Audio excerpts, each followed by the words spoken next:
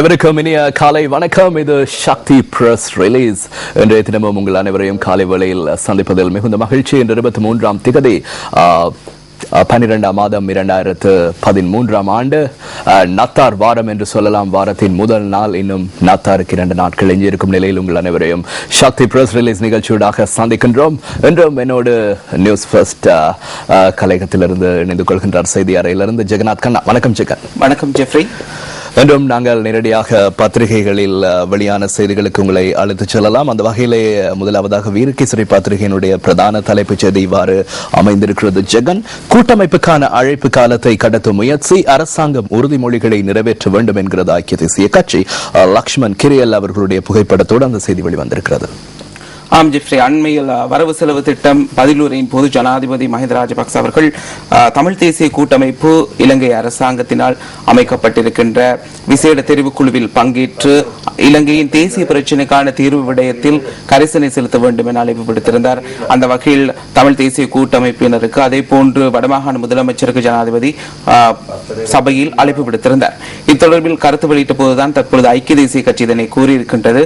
யுத்தம் நிறைவடைந்து அதே போன்று இரு தரப்பினருக்கும் இடையிலான பேச்சுவார்த்தை முறிவு அடைந்து சில வருடங்கள் கடந்துள்ள நிலையில் ஏன் இவ்வளவு காலத்தை கடத்தி இந்த அழைப்பு விடுக்கப்பட்டிருக்கின்றது என தற்பொழுது ஐக்கிய தேசிய கட்சி கேள்வி எழுப்பியிருக்கின்றது. குறிப்பாக மார்ச் மாதம் ஜெனீவாவில் மனித உரிமைகள் பேரவை நடைபெற இருக்கின்றமையும் இந்த சந்தர்ப்பத்தில் ஞாபகப்படுத்த வேண்டும். அதாவது 3 எதிர்கட்சியினரின் குற்றச்சாட்டு அதுவாகத்தான் இருக்கின்றது.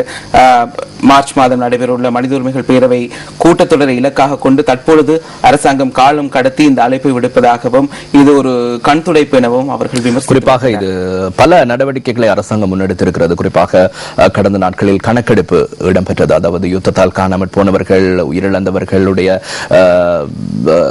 உயிர்களுடைய எண்ணிக்கையை நாங்கள் கடந்த நாட்களில் காணக்கூடியதாக இருந்தது. நேற்றைய தினம் நான் நினைக்கிறேன் அது தொடர்பான முடிவுகளை அவர்கள் வெளியிட்டிருந்தார்கள். ஒரு ஆய்வு முடிவிட்டிருந்தது. மற்ற ஆய்வு இம்மாதம் 31ஆம் தேதி, அதாவது வடக்கு கிழக்கு பகுதிகளுடைய ஆய்வு முடிவு பெற்றிருக்கிறது. அடுத்ததாக மக்களின் காயங்களை ஆற்ற வேண்டும், ஜேவிபி அரசாங்கத்திடம் கோரிக்கை என்கிறது இன்னும் ஒரு செய்தி. இதுவும் அந்த யுத்த கால பாதிப்புகள் தொடர்பாகவே ஜேவிபி இந்த கருத்தை வெளியிட்டிருக்கின்றது.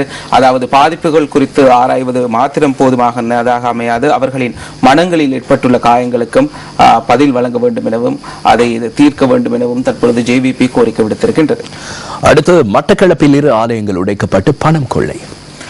கடந்த காலம் முழுவதும் ஜெஃப்ரி மிகவும் வருத்தத்துக்குரிய ஒரு செய்தி தான் கேட்க வேண்டிய நிலை ஏற்பட்டிருந்தது. குறிப்பாக மட்டக்களப்பில் ஒரே இரவில் 4 ஆலயங்கள் உடைக்கப்பட்டு பெருமதி வாய்ந்த விக்கிரகங்கள், பணம், நகை என்பன கொள்ளையிடப்பட்டிருந்தது. அதாவது இந்த கோயில் உடைப்பு சம்பவங்கள் நாட்டினுடைய பல பகுதிகளில் பதிவாகியிருந்தது. குறிப்பாக நான் நினைக்கிறேன் கிழக்கு மாகாணத்தினுடைய மட்டக்களப்பு மாவட்டத்தில் தான் முதல் கோயில் உடைப்பு ஆரம்பிக்கப்பட்டது. வருடத்தில் முதல் சம்பவம் மீண்டும் நாட்டை சுற்றி மீண்டும் மட்டக்களப்புக்கு சென்றிருக்கிறது. வடக்கிலே குறிப்பாக வவுனியா, யாழ்ப்பாணம் போன்ற பகுதிகளில் ஆலயங்கள் உடைக்கப்பட்டு பொருட்கள் களவாடப்பட்டிருந்தன. தொடர்ச்சியாக மலையகத்திலும் பல்வேறு ஆலயங்கள் உடைக்கப்பட்டிருந்தன. தெனியாய, ரத்னபுர, அதே போன்று மாத்தறை பகுதியில் உள்ள ஆலயங்கள் எல்லாம் உடைக்கப்பட்டிருந்தன. அதே போன்று கொழும்பில் கல்கிசையில் உள்ள மாரிபுரம் முத்துமாரியம்மன் ஆலயத்திலும் அண்மையில் கொள்ளை சம்பவம் இடம்பெற்றிருந்தது. இந்த தொடர்ச்சியாக இத்தகைய சம்பவங்கள் இடம்பெற்று வருகின்றன. பல்வேறு இந்து அமைப்புகள் தொடர்ச்சியாக கண்டனங்களை தெரிவித்து வருகின்றன. போலீசார் விசாரணைகளை ஆரம்பித்ததாக கூறி வந்தாலும் கூட இதுவரை காலமும் பல சம்பவங்களுடன் தொடர்புடைய சந்தேக நபர்களை கைது செய்ததாக எம்மால் காண முடியாததாக இருக்கின்றது. இன்னும் ஒரு விடயத்தை ஞாபகப்படுத்த வேண்டும் ஜெகன். குறிப்பாக தமிழ் இனத்தை பிரதிநிதித்துவப்படுத்தும் அரசியல் அமைச்சர்கள், பாராளுமன்ற உறுப்பினர்கள் குறிப்பாக பாராளுமன்றத்தில் இருக்கின்றார்கள். ஒரு சில பாராளுமன்ற உறுப்பினர்கள் இது தொடர்பாக கருத்து வெளியிட்டது நாங்கள் அண்மையில் நியூஸ் தமிழ் தேசிய கூட்டமைப்பில் இருக்கக்கூடிய சில அமைச்சர்கள், சில பாராளுமன்ற உறுப்பினர்கள் கருத்து வெளியிட்டிருந்தார்கள். ஆனால் முக்கியமான ஜனாதிபதியோடு நெருக்கமான தொடர்புகளை வைத்திருக்கும் அமைச்சர்கள் இது தொடர்பாக பேசுவதில்லை. நாங்கள் இதை கவனத்தில் கொள்ள வேண்டும். ஏனைய சமயங்களின் வழிபாட்டு தலங்கள் மீதான தாக்குதல்களின் போது அவர்கள் அனைவருமே ஒன்றுபட்டு ஜனாதிபதியின் கவனத்திற்கு கொண்டு வந்து நடவடிக்கைகளை மேற்கொள்கின்றார்கள். இதிலும் அரசியல் நோக்கத்திற்காக சில பாராளுமன்ற உறுப்பினர்களும் அமைச்சர்களும் செயற்படுவது வருத்தத்துக்குரிய விடயம். தொடர்ச்சியாக இத்தகைய சம்பவங்கள் இந்த வருடம் முழுவதுமே தற்பொழுது இடம்பெற்று வந்திருக்கின்றது. இனிவரும் காலத்திலாவது இத்தகைய சம்பவங்கள் இடம்பெறாமல் தடுக்க வேண்டியது சம்பந்தப்பட்ட அதிகாரிகளின் பொறுப்பாக இருக்கின்றது. நிச்சயமாக அடுத்து இன்றைய தினம் கனி அவர்களுடைய கார்ட்டூன் சித்திரம் இவ்வாறு அமைந்திருக்கிறது. ஐயா, கருவாடு மீன் ஆகிறது நடக்கிற காரியமா? கருவாடு மீன் ஆகிறது, மீன் தான் கருவாடாகும், இங்கே கருவாடு மீன் ஆகிறதா? புதுனமான ஒரு கற்பனை. இரா சம்பந்தன், அதே போல ஒரு ஏழை பொதுமகன் ஒருவர் இருக்கின்றார். ஜனாதிபதியிடம் பேச தயார் என்று சம்பந்தன் ஒரு பதாகையை காட்டிய வண்ணம் இருக்கின்றார்.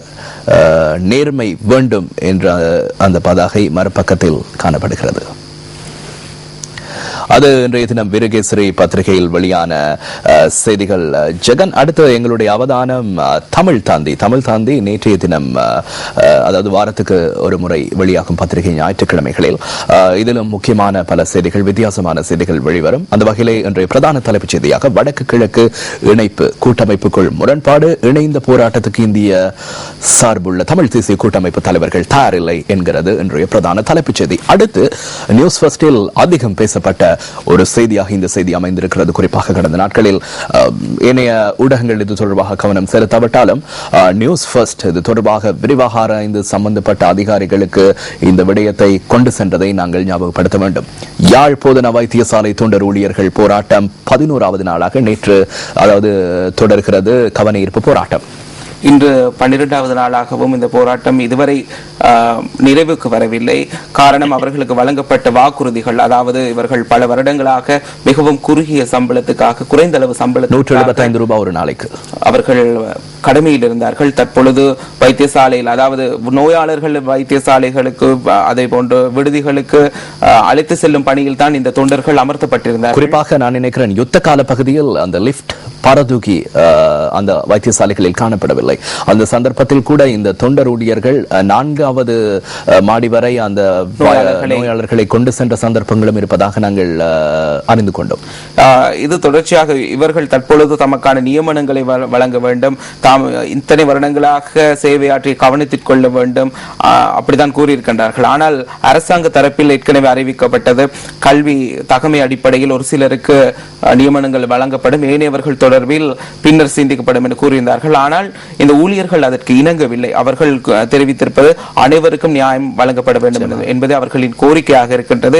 அதே போன்று பிரதி சுகாதார அமைச்சருடனும் நாங்கள் பேசியிருந்தோம். அவர் கூறிய விடயமும் இதுவே தான் இருக்கின்றது. அதாவது அரச துறையில் ஒரு தொழில் வாய்ப்பை வழங்குவதாக இருந்தால் அந்த குறித்த கல்வி தகமை இருக்க வேண்டும் என்பதுதான் நடைமுறை. அந்த வகையில் இவர்கள் விடயத்திலும் அதே நடைமுறை தான் பின்பற்றப்படுகிறது. ஆகவே எதிர்வரும் காலத்தில் அங்கு வெற்றிடங்கள் ஏற்பட்டால் இவர்களுக்கான நியமனங்களை வழங்குவது தொடர்பில் கவனம் செலுத்தப்படும் என அவர் கூறியிருந்தார். எவ்வாறாயினும் அந்த ஊழியர்களுடன் நடத்தப்பட்ட பேச்சுவார்த்தைகளின் போது கால அவகாசம் கோரப்பட்டிருந்தது.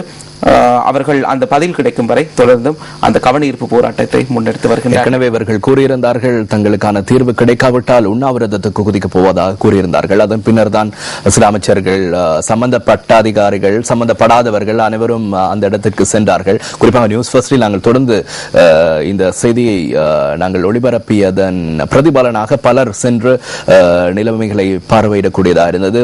பார்த்து உறுதிமொழிகளை வழங்கியிருக்கிறார்கள். ஆனால் அவர்களும் மிகவும் தெளிவாக இருக்கிறார்கள். கவன ஈர்ப்பு போராட்டத்தில் உள்ளவர்கள் குறிப்பாக இது தொடர்பான, நாங்கள் கவன ஈர்ப்பு உண்ணாவிரதத்தை கைவிடுகின்றோம், ஆனால் தொடர்ந்து கவன ஈர்ப்பு போராட்டத்தில் இருப்போம். உறுதியான தீர்மானம் எங்களுக்கு கிடைத்தவுடன் தான் இந்த கவன ஈர்ப்பு போராட்டத்தை நாங்கள் கைவிடுவோம், இல்லாவிட்டால் நாங்கள் உண்ணாவிரத போராட்டத்துக்கு குதிப்போம் என்று அவர்கள் கூறியிருக்கிறார். ஒரு விடயத்தை கூற வேண்டும் ஜெஃப்ரி, எவர் பணிபகிஷ்கரிப்பை மேற்கொண்டாலும் காரணங்கள் என்னவாக இருந்தாலும் கூட இறுதியில் பாதிக்கப்படுவது நோயாளர்கள். ஆகவே அதிகாரிகள் இந்த பிரச்சனைக்கு மிகவும் விரைவாக தீர்வினை பெற்றுக் கொடுக்க வேண்டியதுதான் அவசியமாக இருக்கின்றது. இல்லாவிட்டால் இன்று 12வது நாளாகவும் நோயாளர்களை வைத்தியசாலைக்குள் அழைத்து செல்ல வேண்டிய வேலைகள் எல்லாம் அவர்களின் உறவினர்கள், சில வேளை தனியாக வைத்தியசாலைக்கு செல்லும் ஒருவர் பல்வேறு அசௌகரியங்களை எதிர்நோக்கலாம். ஆகவே இது தொடர்பில் அதிகாரிகள் விரைவாக செயற்பட்டு தீர்வினை பெற்றுக் கொடுக்க வேண்டியது அவசியமாக இருக்கின்றது. குறிப்பாக வைத்தியசாலையுடைய பணிப்பாளரோடும் நான் அண்மையில் இந்த செய்தி எங்களுக்கு கிடைத்தவுடன் நான் தொடர்பினை ஏற்படுத்தியிருந்தேன். அந்த சந்தர்ப்பம் அவர் கூறிய விடயம், ஒவ்வொரு நாட்களும் தாங்கள் சுகாதார அமைச்சுக்கு இது தொடர்பான அறிக்கையை அனுப்பி வைப்பதாக அவர் குறிப்பிட்டிருக்கின்றார்கள். எந்த பக்கத்தில் தாமதம் நிலவுகின்றது என்று தெரியவில்லை. குறிப்பாக சுகாதார அமைச்சர் இதற்கான உரிய நடவடிக்கை எடுத்தால் நிச்சயமாக நோயாளிகளுக்கும் அனைவருக்கும் சிறந்ததாக அமையும். அடுத்து இஸ்லாத்தை பற்றி பேசிய மோவின் சில்வாவுக்கு எதிராக குரல் எழுப்பினார் ஹுனைஸ் ஃபாரூக் என்கிறது என்னும் ஒரு செய்தி. அடுத்து பிரதேச சபைகளின் தோல்வியின் பின்னணியில் அமைச்சர்கள். கடந்த நாட்களில் வரவு செலவு இது ஒரு வித்தியாசமான செய்தியாக இருக்கின்றது. ஆளும் ஐக்கிய மக்கள் சுதந்திர கூட்டமைப்பின் வசமுள்ள பல்வேறு உள்ளூராட்சி மன்றங்களின் வரவு செலவு திட்டங்கள் தோல்வி அடைந்திருந்தன. சில உள்ளூராட்சி மன்றங்களின் வரவு செலவு திட்டங்கள் 2 தடவை தோல்வி அடைந்திருக்கின்றன. அந்த சபையில் அந்த தலைவர் பதவி விலக வேண்டிய நிலை ஏற்பட்டது. நிச்சயம் அது ஆணையாளரின் கீழ் கொண்டு வர வேண்டிய நிலை ஏற்பட்டிருக்கின்றது. தொடர்ச்சியாக சுதந்திர கட்சியின் பொதுச் செயலாளர் கூறும் விடயம், அதேபோல் ஜனாதிபதியும் வலியுறுத்தியிருந்தார். இது தனிப்பட்ட நோக்கங்களுக்காக பதவிகளுக்காக உள்ளூராட்சி மன்றங்களின் உறுப்பினர்கள் சிலர் இவ்வாறு வரவு செலவு திட்டத்திற்கு எதிராக வாக்களித்திருக்கின்றார்கள் என்று பார்க்கலாம். தற்பொழுது இது வித்தியாசமான ஒரு செய்தியாக இருக்கின்றது. அமைச்சர்கள் சிலரின் தூண்டுதலின் பேரில் ஒரு சில உறுப்பினர்கள் வரவு செலவு திட்டங்களுக்கு எதிராக வாக்களித்துள்ளதாக இந்த செய்தி வந்திருக்கின்றது. எதிர்காலத்தில் இந்த அமைச்சர்கள் என்பது சூடு பிடிக்குமோ தெரியவில்லை, பொறுத்திருந்து பார்க்கலாம். அடுத்து புல்மோட்டையில் மீண்டும் கடற்படையினர் காணி அபகரிக்கும் முயற்சி, மக்கள் பதற்றம். அடுத்து தமிழ் தந்தையினுடைய ஆசிரியர் தலையங்கமாக வெளிவந்திருக்கிறது. மோடி தமிழ் தேசிய கூட்டமைப்பு அரசியல் ஒரு வலுப்பெற வேண்டும் என்கிறது இன்றைய தினம் ஆசிரியர் தலையங்கம். குறிப்பாக அடுத்த பிரதமர் அடுத்த வேட்பாளராக, அதாவது பிரதமர் வேட்பாளராக பாரதிய ஜனதா கட்சியில் மோடி இருக்கின்றார். அண்மையில் வெளிவந்த மாநிலங்களவை தேர்தல் முடிவுகளின்படி அவர் சற்று முன்னிலையில் இருப்பதாக தெரிகிறது. ஆகவே அவருடனான தொடர்புகளை கூட்டமைப்பு வலுப்படுத்திக் கொள்ள வேண்டும் என இந்த ஆசிரியர் தலையங்கம் எழுதப்பட்டிருக்கின்றது. அண்மையில் அரசாங்கமும் குறிப்பாக இவ்வாறான ஒரு கருத்தை வெளியிட்டிருந்ததையும் ஞாபகப்படுத்த வேண்டும்.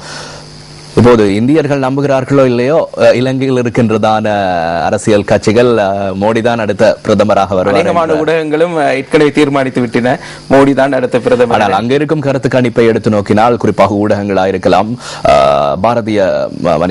காங்கிரஸ் கட்சியின் உறுப்பினர்களாக இருக்கலாம், அவர்கள் கூறிய விடயம் ஒரு சில மாநிலங்களை வைத்து நாங்கள் பொது தேர்தலை ஒப்பிட முடியாது என்று அவர்கள் கூறியிருந்தார்கள். பொறுத்திருந்து பார்க்கலாம்.